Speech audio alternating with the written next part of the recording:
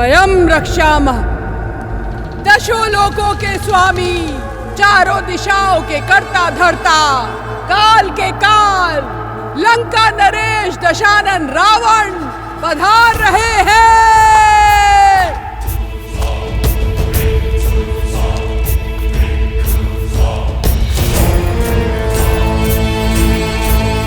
तो तुम्हारी हट अब तक नहीं टूटी। उत्तम, अति उत्तम। इतनी सरलता से जो मान जाए वो महारानी होने योग्य नहीं।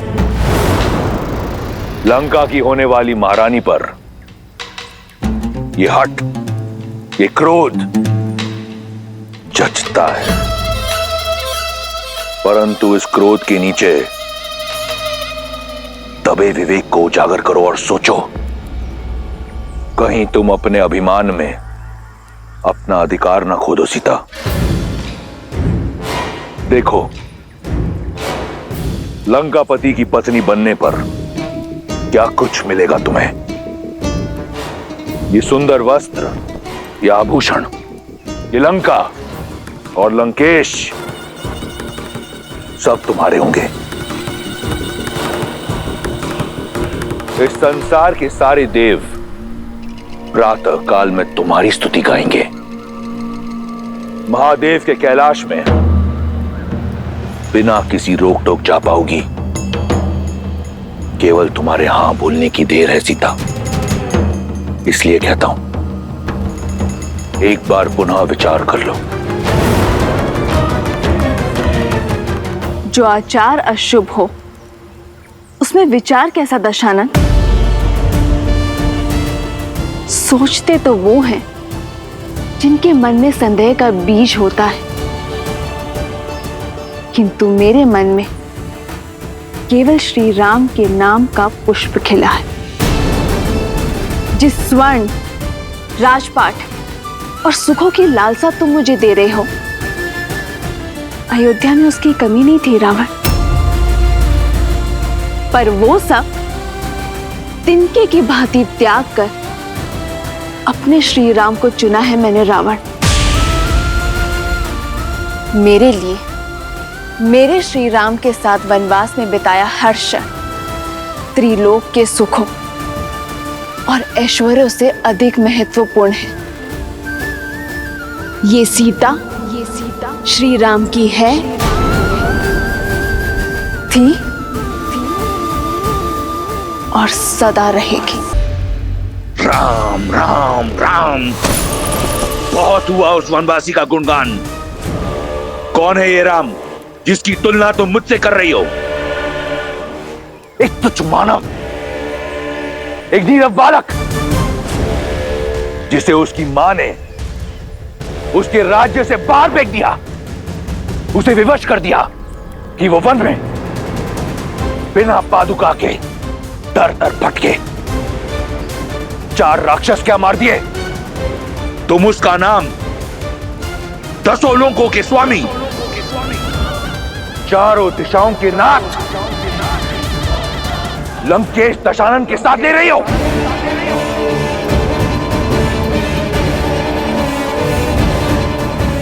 कुछ नहीं है वो, केवल एक नाम है, राम।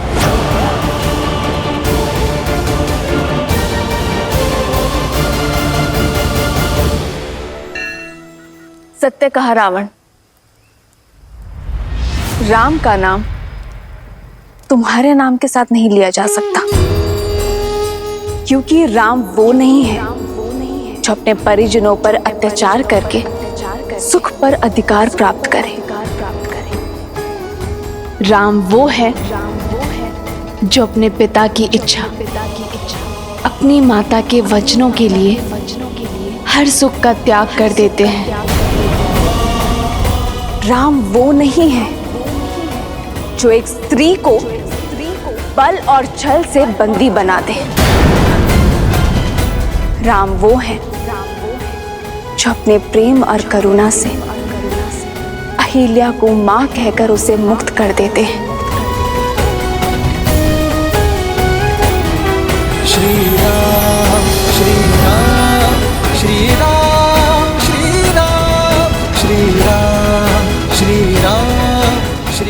राम वो है जो पर स्त्री को स्पर्श करते हैं मातृत्व भाव से। राम वो है जिन्हें स्वयं महादेव ने मेरे लिए चुना है। राम वो है जिन्होंने खिलौने के भांति एक उंगली पर वो शिव धनुष उठा लिया था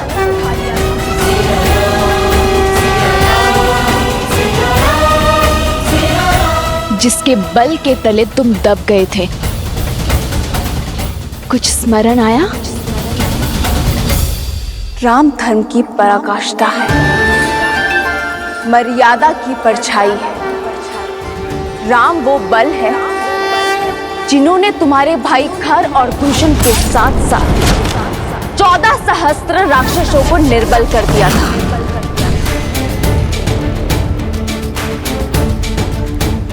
राम मेरी आत्मा है, मेरी आस्था है, मेरी शांति है, मेरे हर रोम के स्वामी है वो राम। राम करुणामयी है तो वो रुद्र भी है। यदि अपने पापों से मुक्ति चाहते हो तो छोड़ाओ मुझे मेरे श्री राम के पास। क्षमा याचना करो उनसे, तुम्हारा भी उद्धार कर देंगे वो। अन्यथा तुम्हारा अभिमान तुम्हारे साथ साथ संपूर्ण राक्षस कुल को लील जाएगा। राम एक छल है, एक भ्रम है जिसने तुम्हारे मन को अपने वश में कर रखा है। परंतु चिंता मत करो सीता, मैं शीघ्र ही सिद्ध कर दूंगा कि मैं राम से अधिक योग्य हूं। रावण भिक्षुक बनकर तुम्हारे द्वार पर अवश्य आया था, परंतु जो रावण तुम्हारे समक्ष खड़ा है वो तुमसे तुम्हारे प्रेम की याचना नहीं करेगा। वो रावण विवश कर देगा तुम्हें रावण के समक्ष नतमस्तक होने को। तुम स्वयं रावण से विवाह का प्रस्ताव स्वीकार करोगी और वो दिन दूर नहीं, क्योंकि इस रावण को ना सुनने का अभ्यास नहीं। तो अभ्यास कर लो रावण।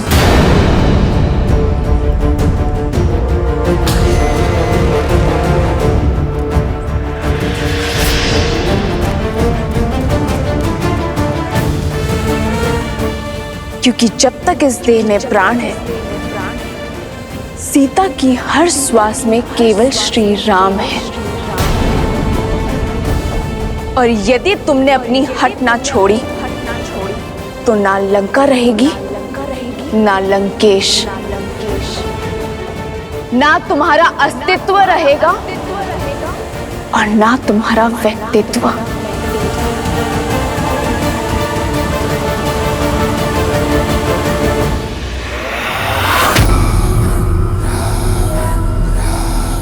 तुम्हारी चुनौती स्वीकार है मुझे सीता।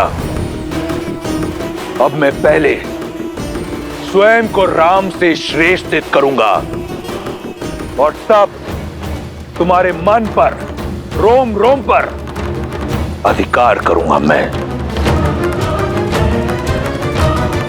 कुछ स्वप्न ही रह जाते हैं लंकेश। रावण वो सत्य है जो भ्रम को ब्रह्मा बना देता है। ये स्वप्न अवश्य सत्य होगा। जिसे तुम कल्पना समझ रही हो वो भविष्य होगा तुम्हारा सीता। ये वचन है मेरा।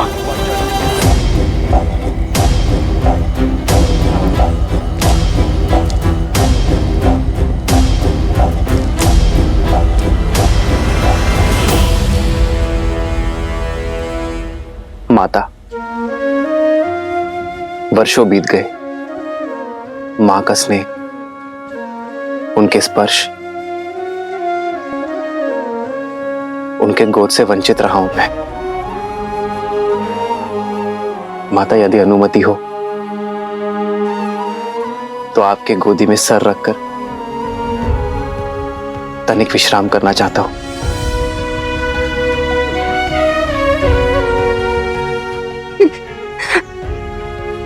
राम।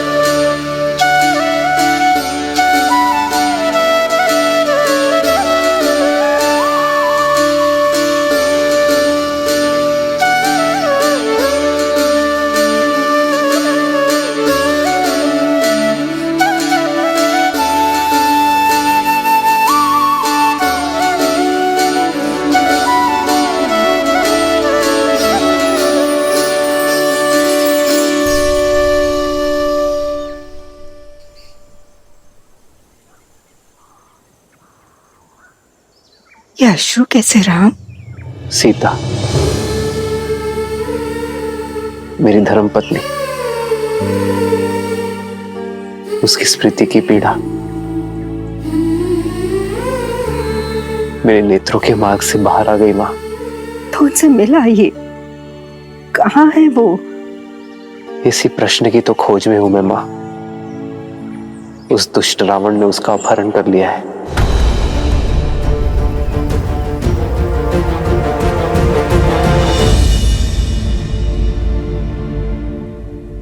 दुख के बादल हैं राम, और आपके प्रेम के सूर्य और प्रयास से छट जाएंगे, परंतु आशा का आंचल मत छोड़ना। कदापि नहीं माँ। एक ऐसे व्यक्ति को जानती हूँ जो सीता को खोजने में आपकी सहायता कर सकता है। कौन माता? कौन सहायता कर सकता है हमारी? वानरों की भूतपूर्व राजा सुग्रीव, जो अपने भाई से छुपकर ऋषिमुख पर्वत की शरण में रहते हैं। वन्य मार्ग का राज वानरों से अधिक कौन जानता है? और उनकी गति अति तीव्र होती है। पर वो मेरी सहायता क्यों करेंगे माता? क्योंकि आपके और सुग्रीव के पांव का कांटा एक ही तो है। रावण ने छलपूर्वक देवी सीता का हरण किया, और वहीं बाली ने सुग्रीव की पत्नी रूमा को बंदी बनाकर रखा है। और जब कष्ट एक हो, दुख एक हो, प्रहार एक हो, तो लक्ष्य भी एक ही हो जाता है। और एक ही संकट से घिरे दो व्यक्ति मित्र बन जाते हैं।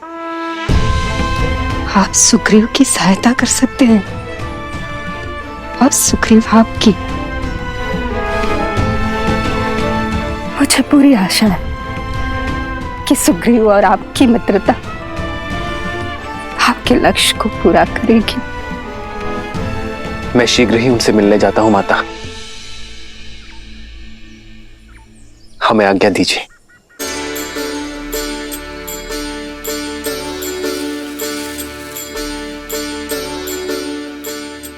आज मेरा उद्देश्य और प्रतीक्षा पूर्ण हुई राम। मुझे विश्वास है कि आपकी भी प्रतीक्षा और उद्देश्य शीघ्र पूर्ण होगा। जिस उद्देश्य से मैंने ब्रह्मलोक त्यागा था, वो उद्देश्य पूरा हुआ। मेरे साथ आपके प्रवास ने संसार को ये सीख दे दी है कि कोई भी व्यक्ति अपने कुल से नहीं, अपनी भक्ति, अपने उद्देश्य और भाव से बड़ा होता है राम। मुझे भी संसार से मुक्ति की आज्ञा दे राम, आज्ञा दे। और मुझे विश्वास है कि आप भी देवी सीता की प्रतीक्षा का अंत उसी तरह करेंगे जैसे मेरी प्रतीक्षा का अंत किया। राम नाम सुखदाई।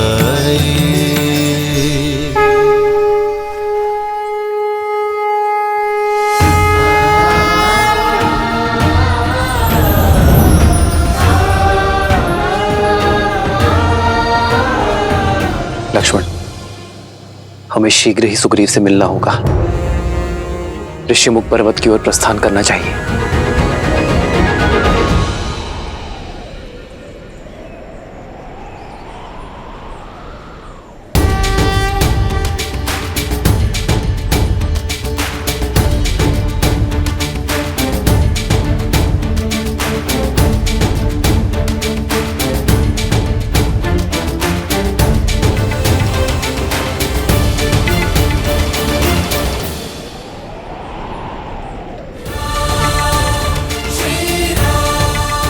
ये कैसा सुखद आभास है, कैसी हर्षमयी अनुभूति है।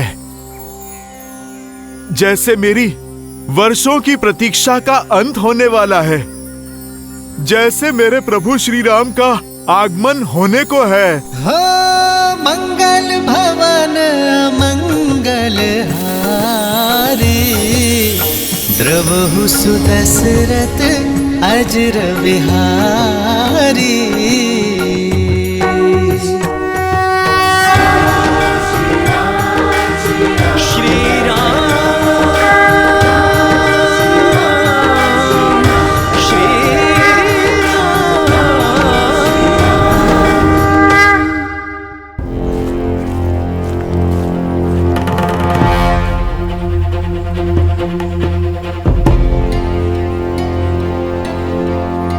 तुम्हारे राक्षस राज की स्मृति मंद है।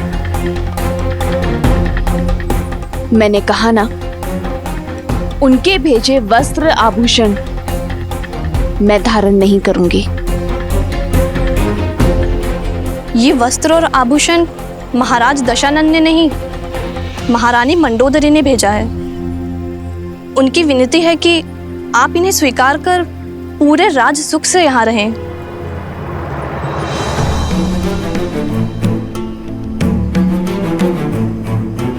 अपनी महारानी को मेरी चिंता करने के लिए धन्यवाद देना,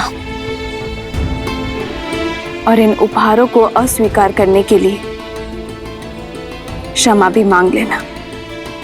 हाँ, यदि वो मेरे लिए कुछ करना चाहती हैं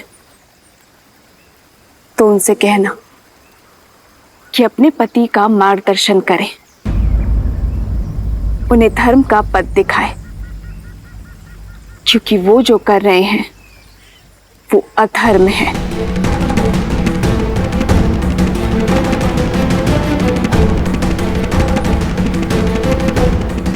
बड़ी हठी हो तुम। पहले महाराज के प्रस्ताव को ठुकराया, अब महारानी की कृपा को अस्वीकार कर रही हो। ना भोजन ग्रहण कर रही हो, ना जल। मृत्यु तो निश्चित है तुम्हारी। या तो तुम भूख से मरोगी, नहीं तो तुम महाराज के कोप से हमारा आहार बनोगी। जिसके साथ राम का नाम हो उसे मृत्यु से नहीं, मृत्यु को उससे भय होता है। जब तक मैं अपने श्री राम के दर्शन ना पा लूं, तब तक मुझे कुछ नहीं हो सकता। वो बहुत दूर नहीं, जब लंका के आकाश में राम नाम का शौर्य चमकेगा। इसलिए तुम मेरी नहीं, अपने लंकेश की चिंता करो।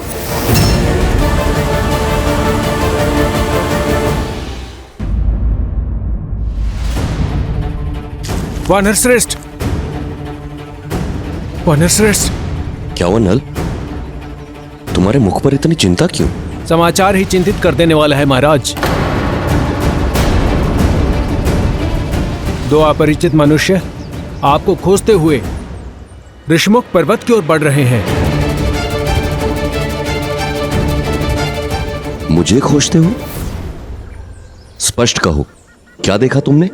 गुप्तचर, वे दोनों वन में यहाँ वहाँ घूम रहे थे और कह रहे थे आपको शीघ्र ही खोजना है।